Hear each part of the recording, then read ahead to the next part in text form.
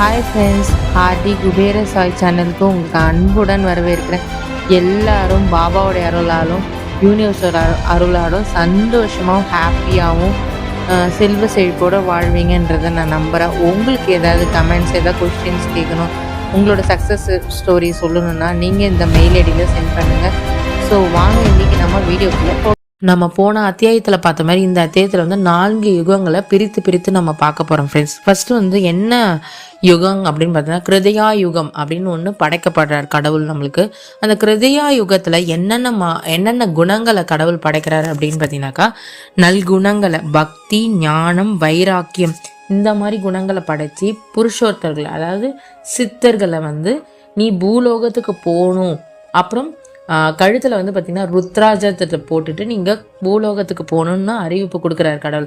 உடனே நம்மளுடைய சித்தர்கள் அவங்க கேட்குறாங்க, அது எப்படி நாங்கள் பூலோகத்துக்கு போக முடியும்? எங்களோட நல்குணத்துக்கு இணையாக அங்கே யாருமே இல்லையே, நாங்கள் எப்படி அங்கே போக முடியும்?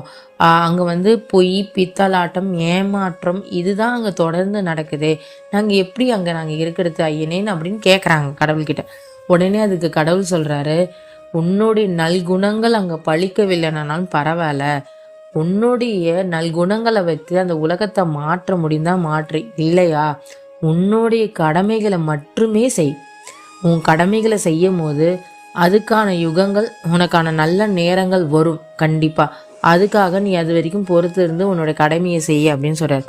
ஸோ அதுக்கப்புறம் நம்ம செய்யும் போது என்ன ஆகுது அப்படின்னா, கடவுள் சொன்ன ஆணையால் சித்தர்கள் செய்கிறாங்க. கிருதியா யுகத்துலேருந்து ஒன்றே பார்த்தீங்கன்னா திடீர்னு திருதியா யுகம் அப்படி வந்துடுது.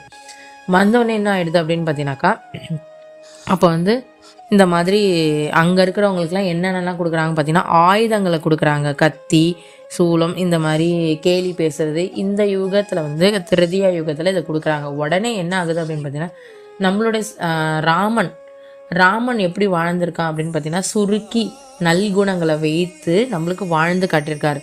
அதாவது என்ன கெடுதல், என்ன நெகட்டிவ் நடந்தாலும் நாம் நல்ல தன்மைகளே இருக்கும் போது இன்றைக்கி என்னன்னாலும் நம்மளுக்கு என்றைக்காவது ஒரு நாள் அதுக்கான பதில் கிடைக்கும். ஒருவேளை எந்த ஜென்மத்தில் கிடைக்கலனாலும் அடுத்த ஜென்மத்தில் நம்மளுக்கு கிடைக்கும்ன்றது தான் இந்த 2 யுகத்தை வச்சு சொல்லலாம். கிருதியா யுகம், திருதியா யுகத்துக்கு சொல்கிறாங்க. அடுத்தது வந்து பார்த்தீங்கன்னாக்கா துவாரகா யுகம். துவாரகா யுகத்தில் என்னென்னலாம் சொல்கிறாங்க அப்படின்றத நம்ம பார்ப்போம் ஃப்ரெண்ட்ஸ். அதுக்கு முன்னாடி என்னன்னு பார்த்தீங்கன்னாக்கா, நாம் வந்து பார்த்திங்கன்னா இந்த மாதிரி யுகங்களை படிக்கும் போது நம்மளோட வாழ்க்கையை நம்ம இது பண்ணிக்கலாம். ஐயோ நான் நல்லதே செய்கிறேன், ஏன் எனக்கு நல்லது நடக்க மாட்டேது அப்படின்னு என்ன, உனக்கு சுற்றி கெட்ட குணங்கள் இருந்த மனுஷனுங்களாக இருந்தாலும் நீ நல்ல குணமாகவே இருக்கும்போது உனக்கான நல்ல நேரம் வரும் அப்படின்றது தான் இந்த யுகத்து மூலிமா, இந்த நம்மளுடைய புக்கு மூலிமா, குரு சரித்திரத்து மூலிமா நம்ம தெரிஞ்சுக்கிறோம். நம்ம ஆறுதல் வந்து நம்ம வெளியில் தேடி போகாமல் நம்மளுடைய வாழ்க்கை யூடியூப்பில் இந்த மாதிரி புக்கு படிக்கிறது, இந்த மாதிரி விஷயங்களுக்கு நம்ம ஆறுதலுக்கு நம்ம யூஸ் பண்ணிக்கலாம். ஓகேவா ஃப்ரெண்ட்ஸ்? ஸோ இந்த 2 பாயிண்ட் இல்லாமல் இப்போ நம்ம அடுத்த 2 யுகத்துக்கு போவோம் வாங்க ஃப்ரெண்ட்ஸ். அடுத்தது வந்து பார்த்திங்கன்னா நம்மளோட 3வது யுகத்துக்கு நம்ம போகிறோம். துவாரகா யுகத்துக்கு போகிறோம். துவாரகா யுகத்தில் பார்த்தீங்கன்னாக்கா அங்கே எப்படிப்பட்ட மனிதர்களை படைக்கிறாங்க அப்படின்னு பார்த்தீங்கன்னாக்கா, கத்தி, சூலம், வில்லு, அம்பு, இந்த மாதிரி இருக்கிறவங்க. அரக்க குணம், கொடூரமான குணம், கருணை இல்லை, அன்பு, இந்த மாதிரிலாம் படைக்கிறாங்க. இந்த துவாரகா யுகத்தில் என்ன நடக்குது அப்படின்னு பார்த்தீங்கன்னா, கடைசியாக வந்து நம்மளோட நாராயணர் வந்து கிருஷ்ணர் அவதாரத்தை எடுத்து இந்த மாதிரி துர்தஷ்டியை எப்படி வந்து அடக்கிறது அப்படின்றது நம்மளுக்கு கிருஷ்ணர் இந்த துவாரகா யுகத்தில் வாழ்ந்து காட்டினார். அடுத்தது வந்து பார்த்தீங்கன்னாக்கா நம்மளுடைய பிரம்மா வந்து அடுத்தது கலியுகத்தை கூப்பிட்றாரு. கலியுகத்துக்காக கலியை கூப்பிட்றாரு. அப்போ அந்த கலியுகன் எப்படி வரா அப்படின்னு பார்த்தீங்கன்னாக்கா, ஒரு கையில் பிறப்புறுப்பையும் இன்னொரு கையில் நாக்கையும் எடுத்துகிட்டு வர்றார்.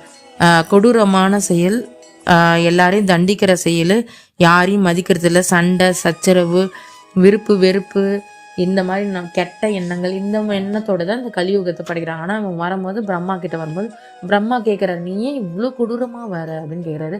அதுக்கு அவர் சொல்கிறாரு, களி சொல்கிறார், நான் இப்படி தான் இந்த உலகத்தை ஆள போகிறேன், இந்த மாதிரி இருக்கிறவன் தான் என்னுடைய நண்பன். அடுத்தவனை ஏமாற்றி பிடுங்கிறது, எல்லாத்தையும் செய்கிறது, நிம்மதி இல்லாமல் எல்லாரையும் ஆக்கிறது, மன சச்சரவு கொடுக்கறது, எல்லா விஷயங்களுமே. அதுக்கு அடுத்தது வந்து பார்த்திங்கனாக்கா வந்து என்னென்னா, இந்த சாமி கும்பிடுறவங்க இவங்கெல்லாம் வந்து எனக்கு எதிரி மாதிரி அப்படின்னு சொல்கிறார். அதனால் எனக்கு வந்து இவங்கெல்லாம் எதிரி, மீதி எல்லாரும் இருக்கிறவங்க எனக்கு நண்பன், எல்லாரோட மனசையும் கெடுத்து ஏமாத்துறது இதுதான். ஸோ அப்போ கலியுகத்துக்கான அறிகுறி இதுதான் நம்ம தெரிஞ்சுக்கலாம். அதுக்கப்புறம் நீங்கள் தெரிஞ்சுக்கலாம் இப்போ நம்ம எந்த யுகத்தில் இருக்கிறோன்ட்டு. அது மட்டும் இல்லாமல் பார்த்தீங்கன்னாக்கா அதுக்காரர் என்ன பண்ணுறாருன்னா, பிரம்மா வந்து அந்த விஷயத்துலையும் ஒரு விஷயத்த வைக்கிறாரு. என்னன்னு சொல்கிறாருன்னா, நீ ஓகே நீ கலியுகத்தில் இந்த மாதிரி பண்ண, ஆனால் 100 வயசு வரைக்கும் அவங்களுக்கு ஆயுள் இருக்கணும். அந்த ஆயுள் எப்படி இருக்கும் அப்படின்னு பார்த்தீங்கன்னா, யார் ஒருத்தவன் கலியுகத்தில் கடவுளை வேண்டானோ, பக்தியாக இருக்கிறானோ, ஒரு நிலையப்படுத்தி இருக்கிறானோ, அவனுக்கு 100 வயது வரைக்கும் இருந்து முக்தி அடைவான்.